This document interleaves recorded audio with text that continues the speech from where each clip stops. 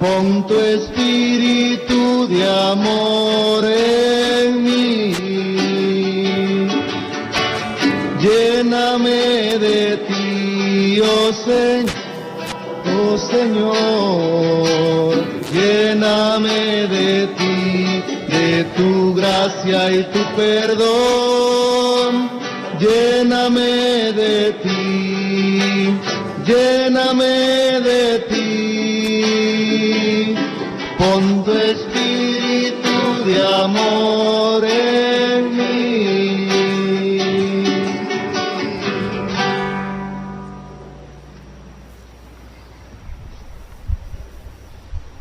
Buenas noches.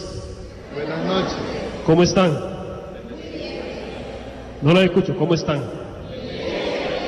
Qué bueno. Vamos a ponernos de pie para comenzar con una oración especial al Sagrado Corazón de Jesús. Y quiero pedirles que recemos, cerremos nuestros ojos un momento y nos pongamos a la presencia de Dios. Ahora que estamos aquí frente a Jesús sacramentado, el Señor de señores, el Dios vivo que está en medio de nosotros, quiere hoy de manera especial hablar al corazón de cada uno de nosotros. Hoy, Jesús, estamos reunidos aquí porque queremos que nuestra vida, llena de amor, repare con obras de amor, de caridad, de justicia, de perdón, de bondad, todos los daños, los desagravios, los rechazos, las injusticias que sufre de parte de nosotros y de todo el mundo. Este día especial, Jesús, queremos ponerlo en tus manos. No permita, Jesús, que nada nos distraiga. Abre nuestro corazón para escuchar tu voz y que tu presencia, Señor, ilumine toda nuestra vida. No permitas que tengamos un corazón duro. Permite que nuestra vida sea reflejo de tu amor y de tu presencia. Que nuestra vida de obras buenas sea una vida de reparación continua, Jesús, a todo lo que tú sufres. Dulcísimo Jesús, cuya caridad derramada sobre los hombres, que se paga tan ingratamente con el olvido, el desdén y el desprecio. Míranos aquí postrados ante tu altar. Queremos reparar especiales manifestaciones de honor, tan indigna frialdad, y las injurias con las que en todas partes es herido por los hombres tu amoroso corazón.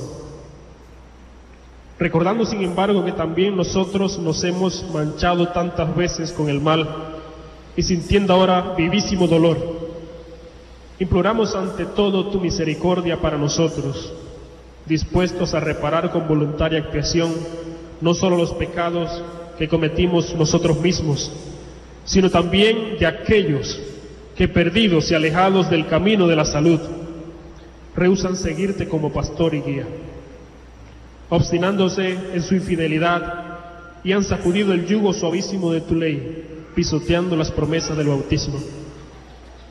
Al mismo tiempo, Jesús, queremos expiar todo el cúmulo de tan deplorables crímenes y nos proponemos reparar cada uno de ellos en particular.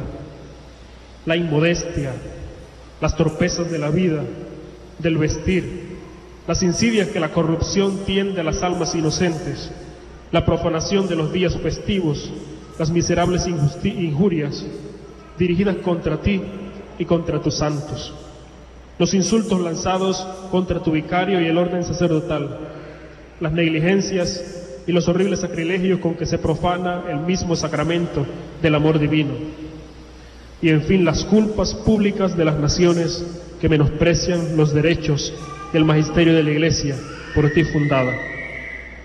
Ojalá que podamos nosotros lavar con nuestra sangre todos esos crímenes, entre tanto como reparación del honor divino conculcado. Te presentamos acompañándola con las expiaciones de tu Madre la Virgen, de todos los santos y de los fieles piadosos.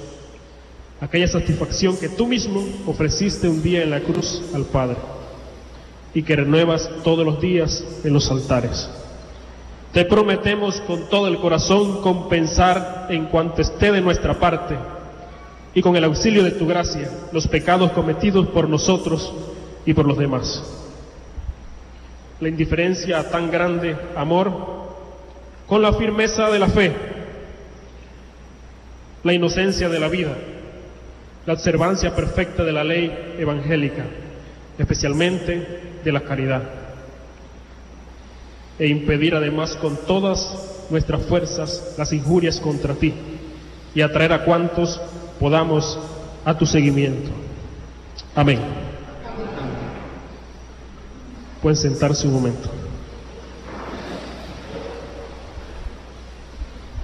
¿Cómo podemos hacer nosotros para reparar todos los daños al corazón de Jesús? ¿Qué podemos hacer con nuestra vida de cristianos por todos los problemas, las injurias, las injusticias, los desprecios que se hace a Jesús cada día? Cada persona que no lo conoce, o cada persona que lo conoce pero que lo ignora, esa persona que ha descubierto su amor pero que lo desprecia, o aquel que escucha su palabra pero que no le interesa vivirla, aquel que tal vez entra a un templo y ni siquiera puede dirigir una oración a Dios, aquel que decide no creer, aquel que decide tener una vida totalmente contraria a lo que Dios nos pide. ¿Cómo podemos hacer nosotros como cristianos para reparar el corazón de Jesús que sufre tantos días incluso por nosotros mismos? Yo quiero hacerles una pregunta fundamental antes de comenzar. ¿Quiénes de ustedes están dispuestos a reparar con su vida llena de amor el corazón de Jesús? Yo quiero que levanten la mano el que está dispuesto hoy a comprometerse fielmente a reparar con su vida y comprometerse con su vida a reparar el corazón de Jesús. ¿Quién está dispuesto? Quiero que levante su mano frente a Jesús. Él que está aquí y su presencia viva en medio de nosotros. Jesús, míranos. Todos los que hemos levantado la mano frente a ti, porque queremos hoy, Jesús, que tu Espíritu Santo nos dé la fuerza para renovar nuestra vida y que nuestra vida llena de amor nos ayude a reparar con obras de amor, de justicia, de bondad, todo lo que tú sufres cada día, Jesús. En la carta a los Romanos 5, versículo 8, dice que la prueba del amor que Dios nos tiene, nos la ha dado en esto: Cristo murió por nosotros cuando todavía nosotros éramos pecadores. El amor de Dios se manifiesta en Jesús crucificado. Miren la cruz. Cuando miramos la cruz, ¿qué es lo primero que nosotros podemos ver? El amor tan grande de Dios, que aún siendo pecadores, dice Romanos 5:8, Él quiso entregar su vida por nosotros. Pero podemos ver otra cosa, además del amor de Dios: la profundidad y la consecuencia del pecado. Cuando miramos la cruz, nos damos cuenta de cuánto nos ama, pero nos damos cuenta también a la misma vez de la profundidad que tiene el pecado y las consecuencias que tiene el pecado en nuestra vida. La cruz revela la grandeza del amor y a la vez el abismo del pecado. El corazón humano se convierte contemplando a Jesús, al que los clavos traspasaron por nuestras faltas y por las faltas del mundo. Yo quiero que quede algo muy claro: solo una persona enamorada de Jesús puede con su vida reparar el daño que se le hace cada día a Jesús. En esta oración especial que hicimos al principio, al final nos comprometía algo muy importante. La oración decía que nosotros nos comprometemos, y todos los que levantamos la mano en este momento, nos comprometemos a ¿qué? ¿Qué vamos a hacer nosotros como cristianos ante la indiferencia de Jesús? Número 1, nos comprometemos a tener un grande amor con la firmeza de la fe. ¿Nos comprometemos a qué? A tener una fe firme, número 1. Segundo, la inocencia de la vida. Tercero, la observancia perfecta de la ley evangélica. Una fe firme, la inocencia de la vida y la observancia perfecta de la ley evangélica, especialmente de la caridad, e impedir además con todas nuestras fuerzas las injurias contra ti y atraer a cuantos podamos a tu seguimiento. Dice el Papa en esta hermosa oración que con esas actitudes cada día nosotros podemos reparar las injurias que nosotros mismos hacemos y que hace también todo el mundo. Les repito, nos comprometemos a tener una fe firme, a tener una vida inocente, a observar la ley perfectamente, a ser caritativos, a impedir que los demás te injurien y a atraer a cuantos podamos a Jesús. Yo quiero ahora ofrecer unos textos bíblicos que nos van a ayudar a meditar en cada uno de esos puntos. ¿Qué vamos a hacer nosotros para tener una fe firme? Número 1. Dice el Evangelio según San Marcos, capítulo 4, versículo del 35 al 41. Este día, al atardecer, les dice: pasemos a la otra orilla. Despiden a la gente y le llevan en la barca. Cuando iban todas otras barcas con él. Y dice que en esto se levantó una fuerte borrasca y las olas irrumpían en la barca, de suerte que ya se anegaba la barca. Él estaba en la popa durmiendo sobre un cabezal y le despiertan y le dicen: Maestro, ¿no te importa que perezcamos? Y él, habiéndose despertado, increpó al viento y dijo al mar: calla y enmudece. Y el viento se calmó y sobrevino una gran bonanza y les dijo: ¿por qué ustedes tienen miedo? ¿Acaso es que no tienen fe? Ellos se llenaron de un gran temor y se decían unos a otros: pues ¿quién es este que hasta el viento y el mar le obedecen? ¿Qué significa, según este texto, tener una fe profunda y una fe verdadera? Cuando nos damos cuenta, los discípulos están aprendiendo a conocer al Maestro. Y en el programa de conocer al Maestro han visto a Jesús apenas hacer algunos milagros. Que ha curado a este enfermo, que ha sanado a este paralítico, que ha curado a este de la ceguera. La concepción que tienen de Jesús es que puede hacer milagros. Pero ahora viene una prueba más fuerte. Después que Jesús termina de hablar con la gente, se suben a la barca y resulta que en medio del mar hay una tormenta que zamaquea las olas y una tentación que tiene todo ser humano de miedo a la muerte les hace decir a Jesús. Lo comienzan a tocar y comienzan a despertarlo. Si nos fijamos, ¿cuál era la actitud de Jesús? Mientras la barca se zamaqueaba de un lugar a otro que parecía que se iba a hundir y los discípulos estaban en medio de la desesperación, ¿qué era lo que estaba haciendo Jesús? Estaba durmiendo en una esquina, durmiendo profundamente en una esquina de la barca. Y cuando ellos le despiertan y le dicen: Maestro, ¿acaso no te da miedo que nosotros vayamos a morir? ¿Qué es lo que le dice Jesús?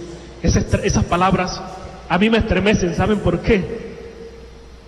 Porque si estamos en una situación tan difícil como perder la vida, ¿por qué se iba él a levantar y decir: ¿por qué tienes miedo? ¿Por qué tienes tan poca fe? Y uno comprende que cuando Jesús está ahí, que siempre está, el cristiano no tiene por qué tener miedo. Por eso faltamos a Jesús. Cuando yo le digo: Jesús, yo estoy cansado de rezar, pero yo siento que tú no me escuchas, yo no sé si es que estás aquí o dónde estás. O Jesús, mira este problema tan grande que tengo, ya estoy dudando de si tú estás aquí conmigo o no lo estás. O mira Jesús, este problema tan grande que tengo en mi familia, yo estoy dudando de que tu presencia está aquí conmigo o no lo está.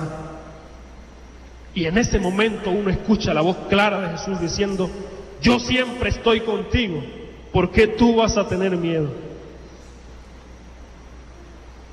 Cuando somos capaces de confiar en Jesús en medio de toda prueba, nosotros reparamos el corazón de Jesús.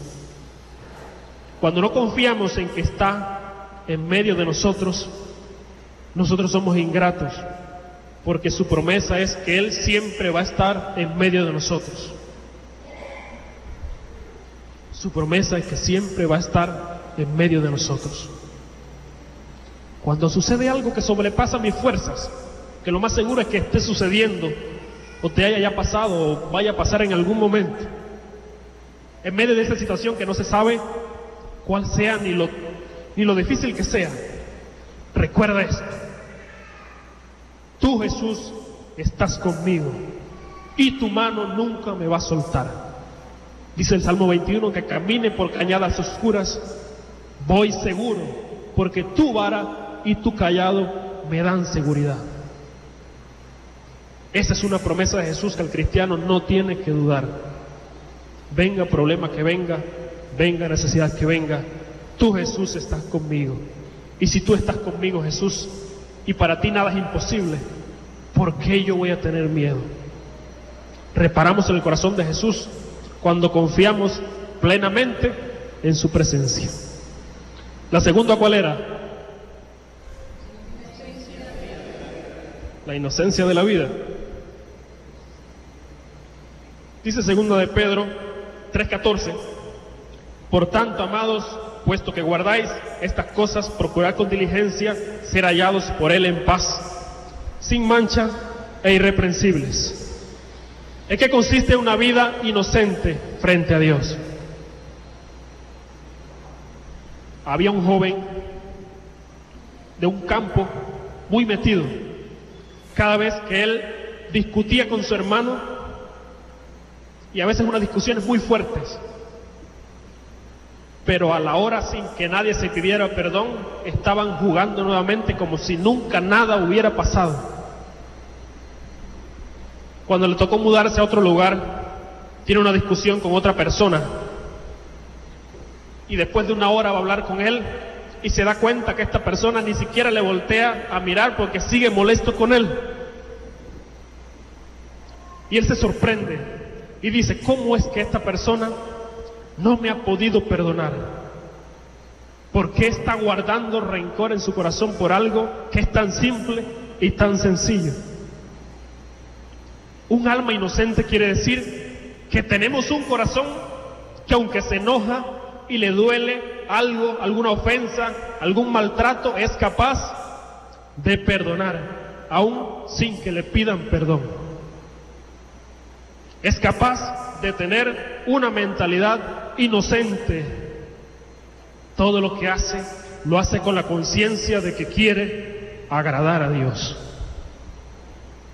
Un corazón, dice Jesús, como el de un niño, es el más importante para entrar al reino de Dios. Ninguna otra aspiración de grandeza, de poder, de liderazgo, ninguna. Simplemente está confiado, simplemente sirve y ama. Ese es un corazón inocente. Cuando pensamos en nuestra vida, ¿será que si nosotros somos capaces de pensar y de vivir como un alma inocente?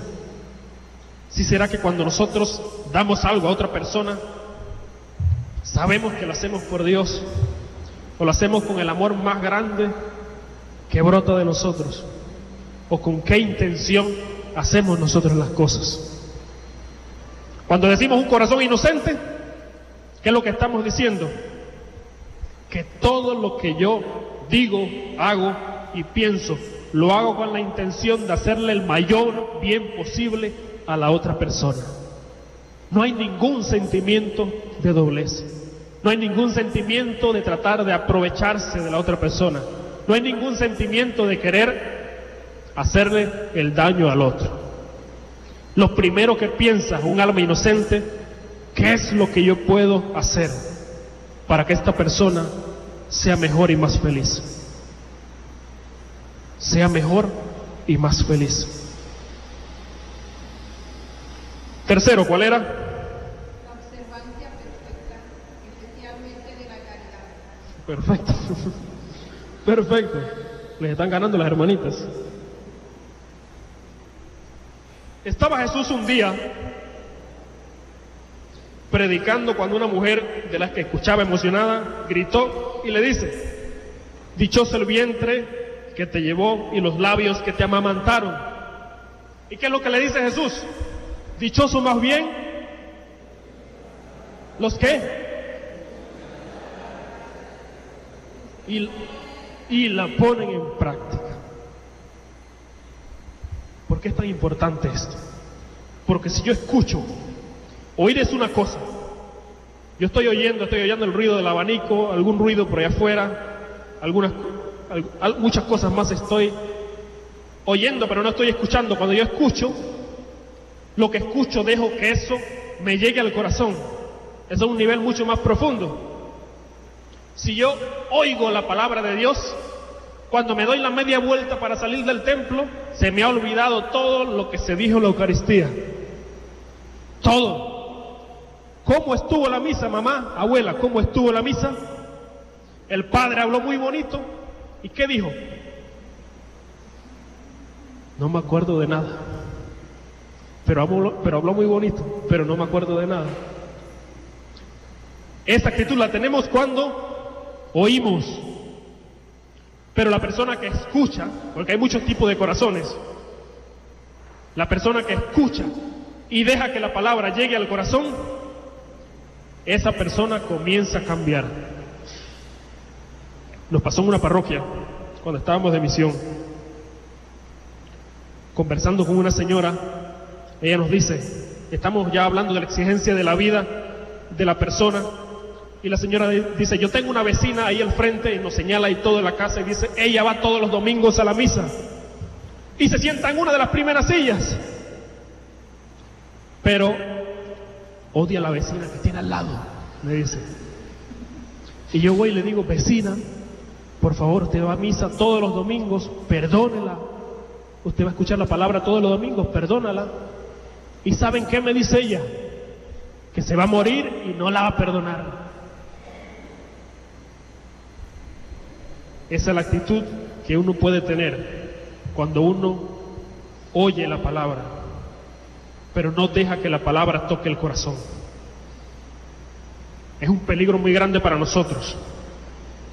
Nosotros podemos comenzar escuchando la palabra y viviéndola, pero puede llegar un momento en que es necesario preguntarse de nuevo. Cuando yo me siento ahí, sí estoy escuchando la palabra de Dios. Cuando yo me siento, cuando estoy en mi casa, que paso mi vista sobre los textos bíblicos, sí estoy dejando que esa palabra me toque el corazón. Y es tan importante porque no sabemos por qué medio Dios le va a hablar a la persona. Un día que estábamos en una charla, había un joven que era monaguillo, tenía 7 años de ser monaguillo, y de repente de un momento a otro se salió de la capilla, se metió en droga y tuvo otros problemas y se alejó por completo. Regresé a mi casa y me dice mi mamá que ese día me tocaba a mí la charla, y me enteré de que él iba a ir después de tantos años que no participaba. Y yo dije, voy a preparar el tema lo mejor que pueda, porque esa palabra que yo voy a decir hoy tiene que tocarle el corazón. Y dije, voy a comenzar con esta oración. Preparé perfectamente el tema con sus textos bíblicos y me fui. Y dice mi mamá, ¿con qué vas a terminar? Y yo le digo, no importa, voy a terminar con cualquier oración o canción, no me importa con qué voy a terminar. Y me fui. Y él estaba ahí entre todos los otros jóvenes. Y cuando comenzamos con la oración perfectamente seleccionada, dimos el tema con los versículos, todos sus textos bíblicos perfectamente seleccionados junto con sus dinámicas. Al final le dije, bueno, terminó la charla, el canto que se me ocurrió en el momento, porque no había preparado nada para el final, el canto que se me ocurrió, dije, bueno, es este. En un día como hoy que me llamaste, se me ocurrió en el momento y comencé a tocarlo yo, estaba apenas aprendiendo a tocar guitarra, así que no combinaba ninguna nota con mi voz, pero ahí va.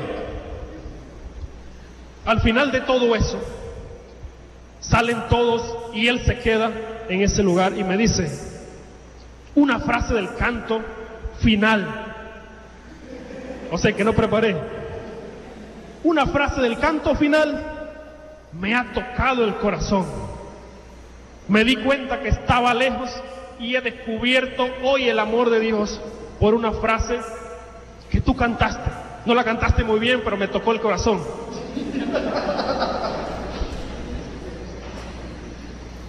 Pero es una persona que estaba alejada, pero que escuchó y dejó que la palabra fuera un poco más allá.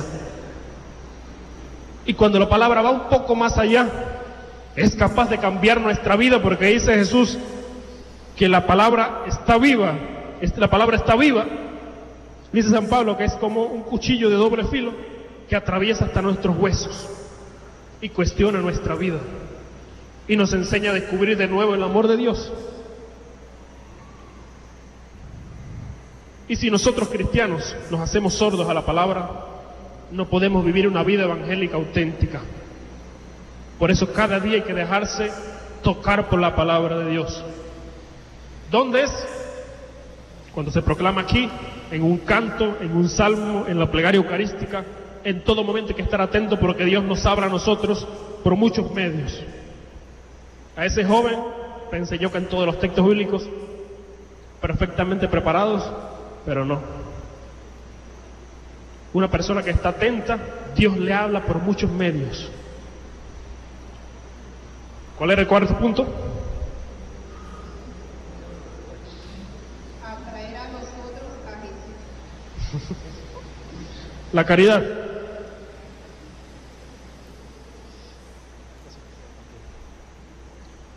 Se levantó un legista en Lucas 10, 25, 36 y dijo para poner la prueba: Maestro, ¿qué he de hacer para tener en herencia la vida eterna?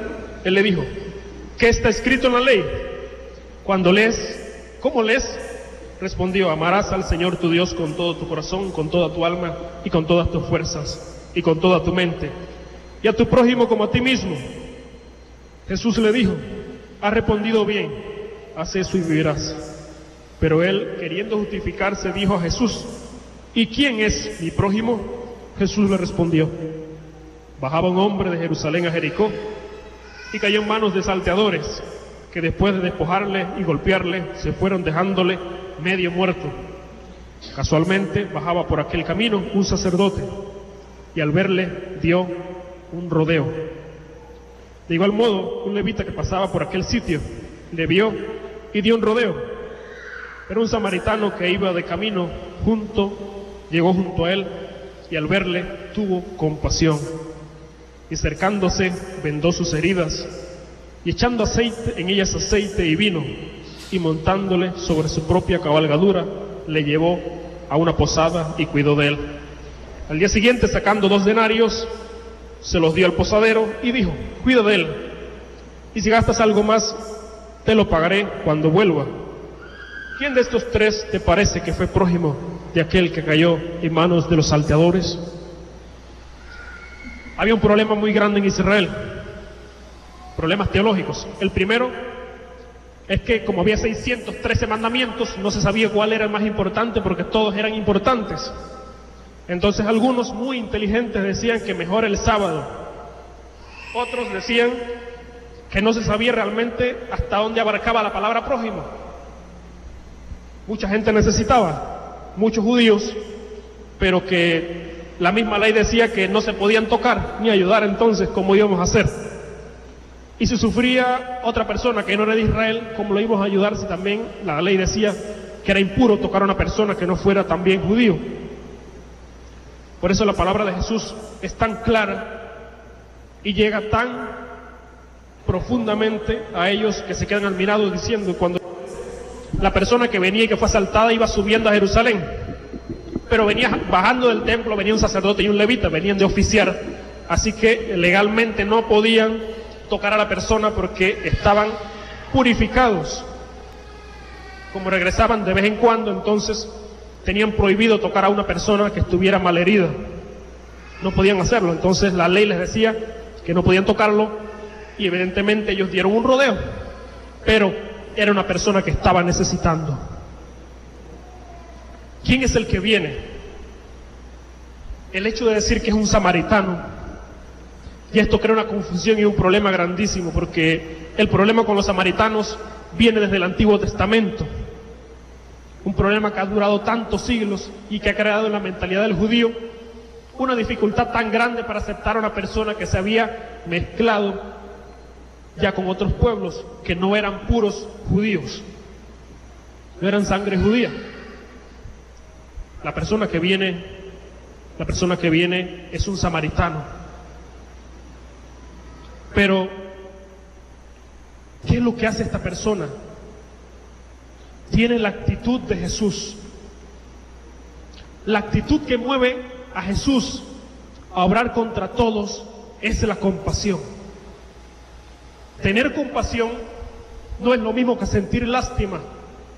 El que siente lástima dice, pobrecita esta persona, pero no hace nada. El que se compadece siente lo mismo que está sintiendo la otra persona, pero es capaz de ponerse en acción. Esta es la actitud de Jesús. La persona que viene, el samaritano que ve al judío tendido en el suelo, siente compasión, siente lo mismo que está sintiendo esa persona. Se baja y dice la palabra que le da vino y lo unge con aceite. Cuando dice que lo unge con aceite, el aceite significa esperanza, le da esperanza a esta persona. Y vino, con el vino le da alegría. El vino y el aceite eran dos cosas que solamente los ricos tenían en ese tiempo. Así que esta persona le da al desvalido lo mejor que tiene.